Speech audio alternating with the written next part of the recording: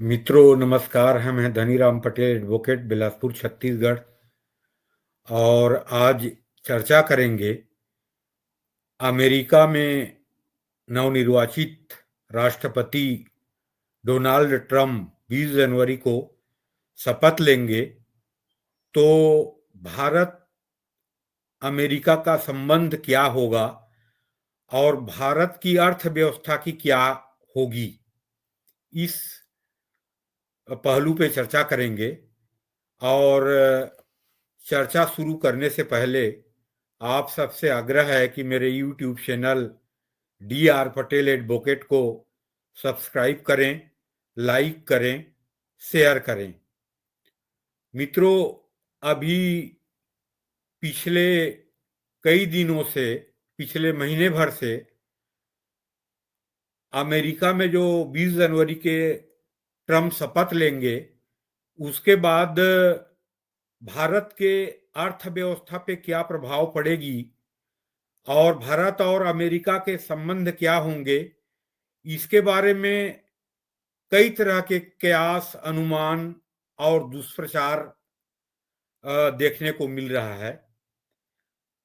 Trump के प्रथम कार्यकाल जो जनवरी 17 से 2020 था, उस समय भारत अमेरिका के संबंध जो पहले के अनुसार जो चली आ रही थी बराक ओबामा के समय, उसमें प्रगति हुई थी। हालांकि भारत के लोगों को ग्रीन कार्ड के बारे में आपत्ति थी, उसमें सुधार के जरूरत महसूस कर रहे थे।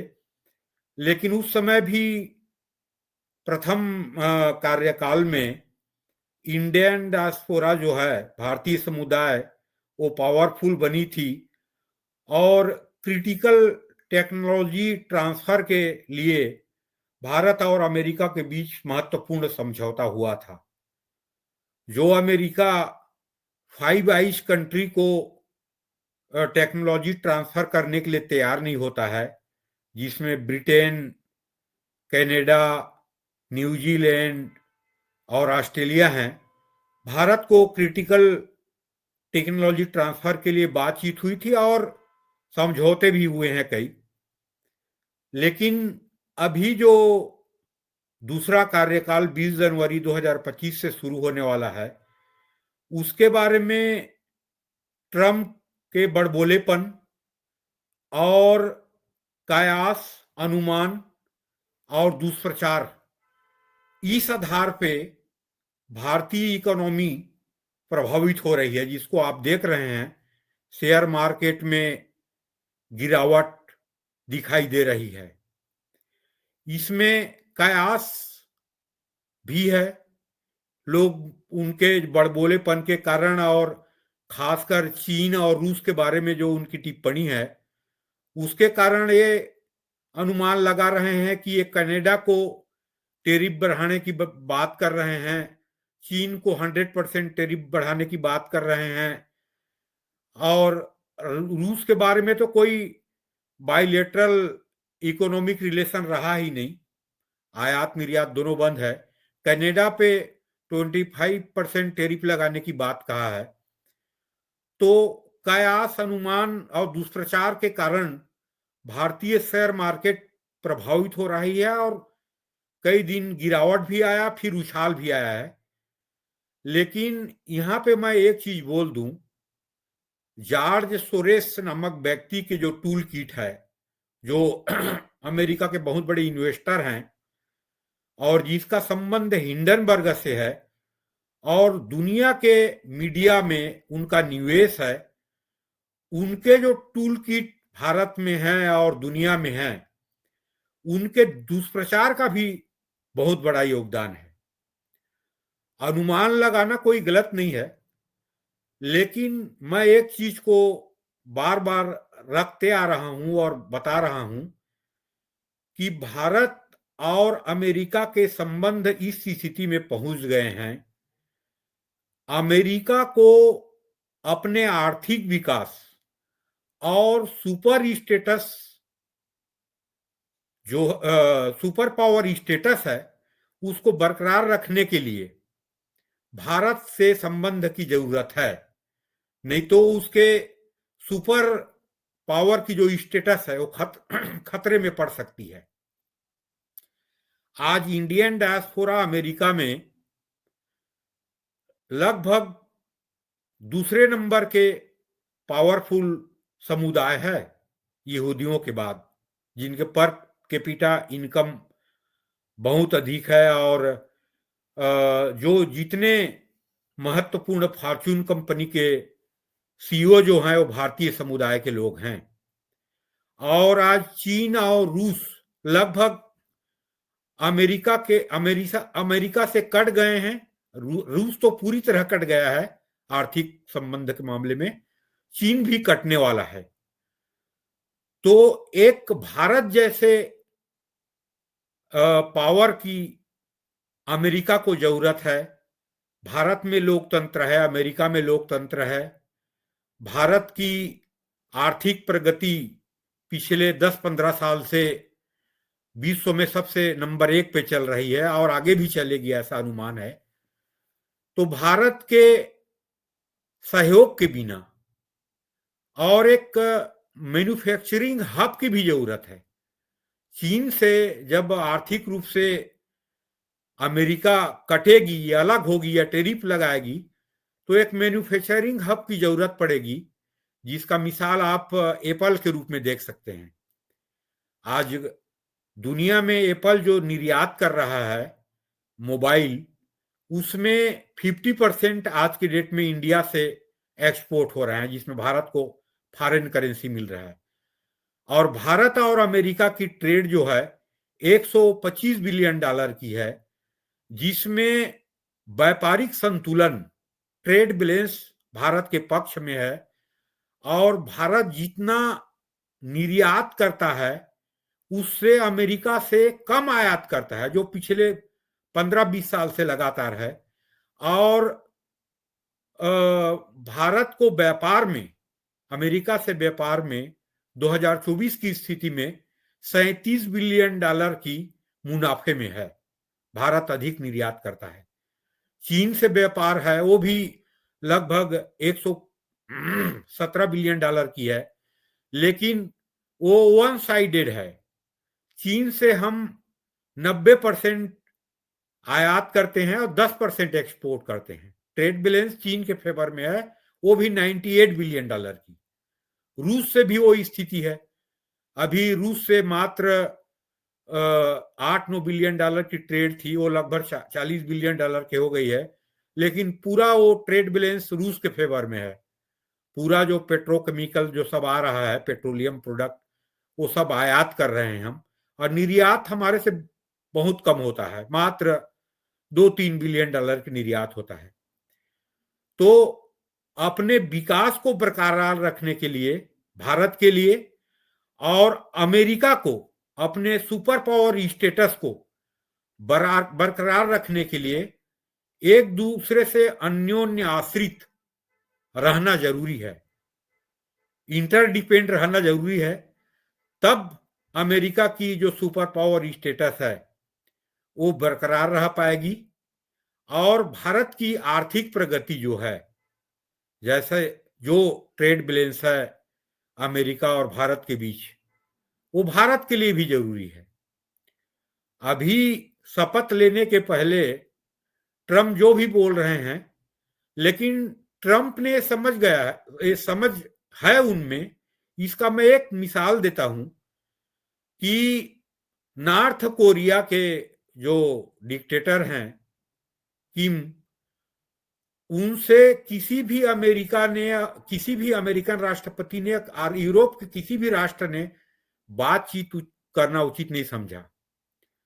लेकिन डोनाल्ड ट्रंप ने बात किया कि ये रास्ते में आ जाएं और संबंध ठीक हो, दुनिया के लिए ठीक हो। और अमेरिका के जो नवनिर्वाचित राष्ट्रपति ट्रंप हैं, उनका एक जो पॉलिटिकल एजेंडा है, मैनिफेस्टो है,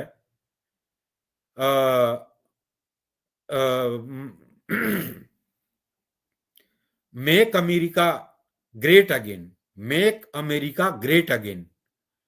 उसको प्राप्त करने के लिए मेक अमेरिका ग्रेट अगेन को जारी रखने के लिए भारत से संबंध, व्यापारिक, पॉलिटिकल, सब संबंध बनाना बहुत जरूरी है। तब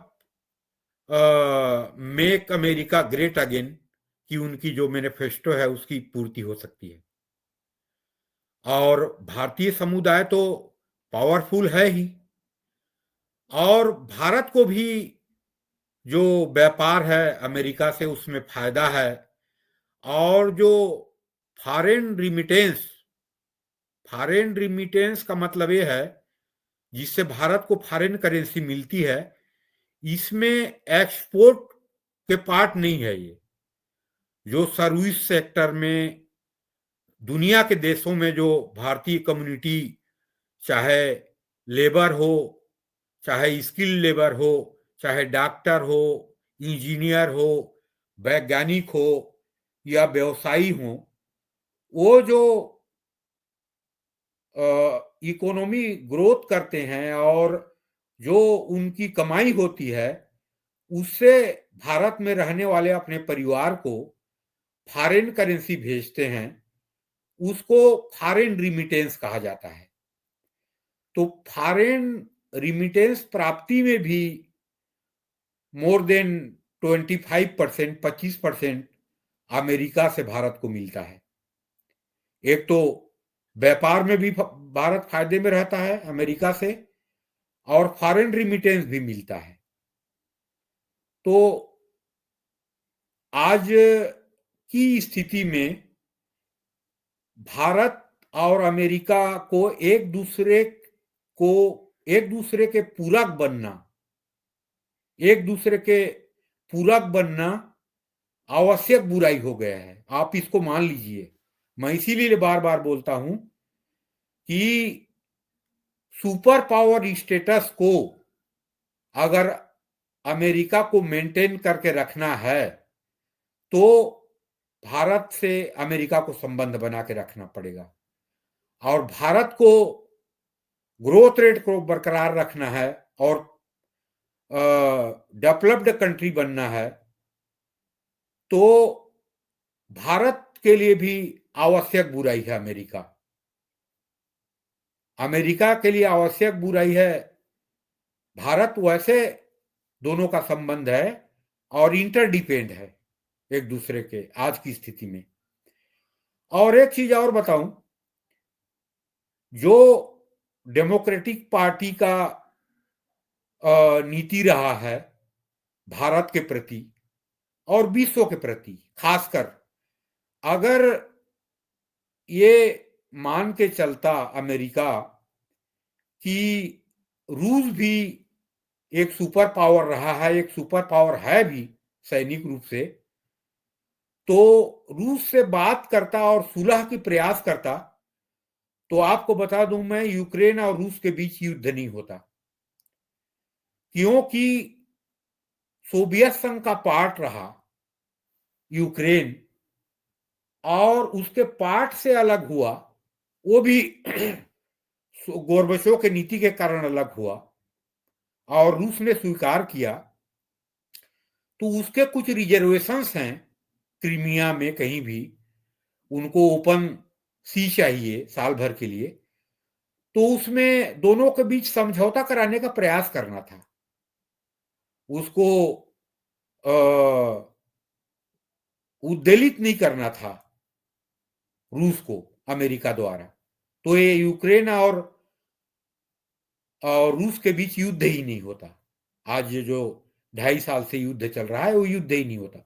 दूसरा चीज मैं एक बता दूं, बांग्लादेश के इशू में डेमोक्रेटिक पार्टी और जो बाइडेन की जो पॉलिसी रही कि शेख हसीना को सत्ता से पदच्युत करना, और भारत के जो रिजर्वेशंस हैं, भारत के जो दृष्टि है, उससे हट के जाके मोहम्मद यूनिस को सीओ बनाना, केयर टेकर हेड बनाना वहां के, और भारत से अलग करने का प्रयास करना, ये अमेरिका की बहुत बड़ी गलती थी। और डोनाल्ड ट्रंप की जो नीति है, जो हिंदुओं के खिलाफ वहाँ हत्या किया जा रहा है, उनके घर जलाए जा रहे हैं, हिंदुओं को प्रताड़ित किया जा रहा है, इसके बारे में जो टिप्पणी किया विश्व के पश्चिमी राष्ट्रों के एकमात्र राष्ट्रपति, जो खुलेआम कहा कि बांग्लादेश को इसको बंद करना चाहिए, तो इसका कारण वही है कि जो दुनिया के महत्वपूर्ण शक्तियां हैं, उनको साथ लेके चलना। चाहे रसिया हो, मैंने यूक्रेन रूस का उदाहरण दिया, उसके बारे में जो उनका दृष्टिकोण है ट्रंप का, और भारत के बारे में बांग्लादेश की नीति के बारे में ट्रंप जी का जो नीति है, वो काबिले तारीफ है और प्रैक्टिकल है।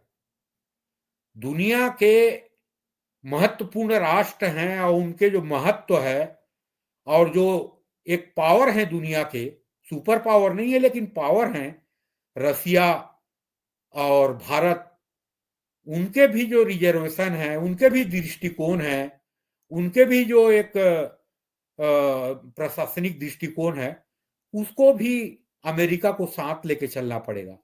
नहीं तो सुपर पावर की जो स्टेटस है अमेरिका की, वो नहीं चल पाएगी।